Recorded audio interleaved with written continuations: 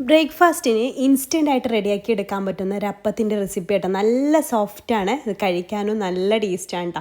ഞാനിതിലേക്ക് ചട്നി അതുപോലെ പൂരി ഭാജിയൊക്കെ ഉണ്ടല്ലോ, അതൊക്കെ ആയിട്ട് ഉണ്ടാക്കി എടുത്തിട്ടുള്ളത്. അപ്പോൾ നിങ്ങൾക്ക് നോൺ വെജ് ആയാലും വെജ് ആയാലും ഒക്കെ ഇതിലേക്ക് നല്ല കോമ്പിനേഷൻ തന്നെയാണ് കേട്ടോ. അതുപോലെ നല്ല സോഫ്റ്റുമാണ്, അപ്പോൾ ഉണ്ടാക്കാനും എളുപ്പമാണ്. അപ്പോൾ ഇതെങ്ങനെയാണ് ഉണ്ടാക്കുന്നത് നോക്കാം. 1.5 കപ്പ് റവ എടുത്തിട്ടുണ്ട്, അത് മിക്സിയുടെ ജാറിലേക്ക് ഇട്ട് കൊടുക്കാം. അപ്പോൾ റവ മാത്രമാകുമ്പോൾ നമ്മുടെ ഒരു മാവിനൊരു ബൈൻഡിങ് കിട്ടൂല. അപ്പോൾ ഒരു 3 ടേബിൾ സ്പൂൺ ഗോതമ്പ് പൊടിയോ അല്ലെങ്കിൽ മൈദയോട് ചേർത്ത് കൊടുക്കട്ടെ. അപ്പോൾ ഞാൻ ഗോതമ്പ് പൊടിയാണ് എടുത്തിട്ടുള്ളത്.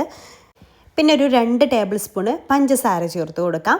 പിന്നെ ചേർത്ത് കൊടുക്കേണ്ടത്, അത് നല്ലൊരു സോഫ്റ്റും പൊങ്ങി വരാനും വേണ്ടിയിട്ട് 1 ടീസ്പൂണ് ഇൻസ്റ്റൻറ്റ് ഈസ്റ്റ് ഉണ്ടല്ലോ, അത് ചേർത്ത് കൊടുക്കുന്നുണ്ട് കേട്ടോ. അത് ഫ്രഷ് എടുക്കാൻ പ്രത്യേകം ശ്രദ്ധിക്കണേ. പിന്നെ ഒരു 1/2 ടീസ്പൂൺ ഉപ്പും ഇളം ചൂടുള്ള വെള്ളം ഒരു 2 കപ്പ് കറക്റ്റാണ് കേട്ടോ. ഇതിലേക്ക് 2 കപ്പ് ഇളം ചൂടുള്ള വെള്ളം. അതുപോലെ തന്നെ ഇതിൽ ശ്രദ്ധിക്കേണ്ട ഒരു കാര്യം, നല്ല ചൂടുണ്ടാവാനും പാടില്ല. അതേപോലെ മിക്സിയിൽ ഇട്ടിട്ട് അടിക്കുന്ന സമയത്ത് ഒരുപാട് സമയത്ത് അടിക്കുകയും ചെയ്യരുത്. അപ്പം മാവ് ഒന്ന് ചൂടായി മാവ് വെന്ത് വരും. അപ്പോൾ ആ ഈസ്റ്റ് ഒന്ന് ശരിക്കും ഫെർമെൻ്റ് ആവില്ല കേട്ടോ. അപ്പോൾ അത് ശ്രദ്ധിക്കുക. അപ്പോൾ വെള്ളമൊക്കെ ചേർത്തിട്ട് ഇതുപോലെ നന്നായിട്ടൊന്ന് മിക്സ് ചെയ്ത് എടുക്കുക കേട്ടോ.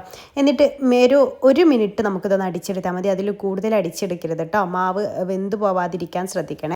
ഈ ഒരു അപ്പം ഉണ്ടാക്കുമ്പോൾ അത് മാത്രം ഒന്ന് ശ്രദ്ധിച്ചാൽ മതി. വെള്ളത്തിനും ചൂടുണ്ടാവരുത്. മിക്സി ഒരുപാട് സമയത്ത് അടിച്ചെടുത്താൽ അത് നന്നായിട്ട് ചൂടാവും മിക്സിയുടെ ജാറ്. അപ്പോൾ ഇതിൻ്റെ കിടക്കുന്ന മാവ് നന്നായിട്ട് ചൂടാവും. അപ്പോൾ കറക്റ്റായിട്ട് ഫെർമെൻ്റ് ആവില്ല. അപ്പോൾ ഞാൻ ഒരു മിനിമം ഒരു 15 മിനിറ്റ് റെസ്റ്റ് ചെയ്യാൻ വെക്കുക. അതല്ലെങ്കിൽ ഒരു അരമണിക്കൂർ വെക്കുക. അതിൽ കൂടുതൽ വെക്കേണ്ട ആവശ്യമൊന്നുമില്ല. പക്ഷെ അതിൽ കൂടുതൽ വെച്ചാൽ ഒന്നുകൂടി നല്ല പൊങ്ങി പുറത്തേക്ക് ഒലിച്ച് പോകുന്ന ഒരു പരുവാകും. അത്രയൊന്നും വെക്കേണ്ട ആവശ്യമൊന്നുമില്ല കേട്ടോ. എന്നാലും നല്ല സോഫ്റ്റ് കിട്ടും. ഞാനിപ്പോൾ ഒരു 15 മിനിറ്റാണ് ഇത് വെച്ചിട്ടുണ്ടായിരുന്നത്.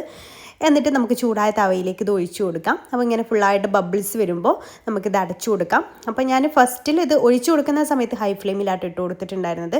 പിന്നെ ലോ ഫ്ലെയിമിലേക്ക് മാറ്റും. ഒഴിച്ചു കൊടുക്കുമ്പോൾ നല്ല ചൂടുണ്ടാവുന്ന നല്ലതായിട്ട് ഇതുപോലെ നല്ല ബബിൾസ് വരാൻ വേണ്ടിയിട്ട്.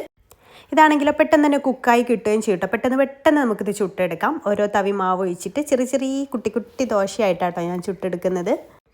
കഴിക്കാനും നല്ല ടേസ്റ്റ് ഉണ്ട് കേട്ടോ. അപ്പോൾ ഇതുവരെ ഈ ഒരു റവ ദോശ തയ്യാറാക്കി നോക്കാത്തവരുണ്ടെങ്കിൽ എന്തായാലും ഒന്ന് തയ്യാറാക്കി നോക്കുകൊണ്ട് കേട്ടോ. നിങ്ങൾക്ക് ഇഷ്ടമായാൽ ഫീഡ്ബാക്ക് അറിയിക്കാൻ മറക്കരുത് കേട്ടോ. അതുപോലെ ഈ ഒരു ദോശ നിങ്ങൾ എപ്പോഴും ഉണ്ടാക്കുന്ന ഒരു ബ്രേക്ക്ഫാസ്റ്റ് ആണെന്നുണ്ടെങ്കിൽ അത് കമൻറ്റ് ചെയ്യാനും മറക്കല്ലേ.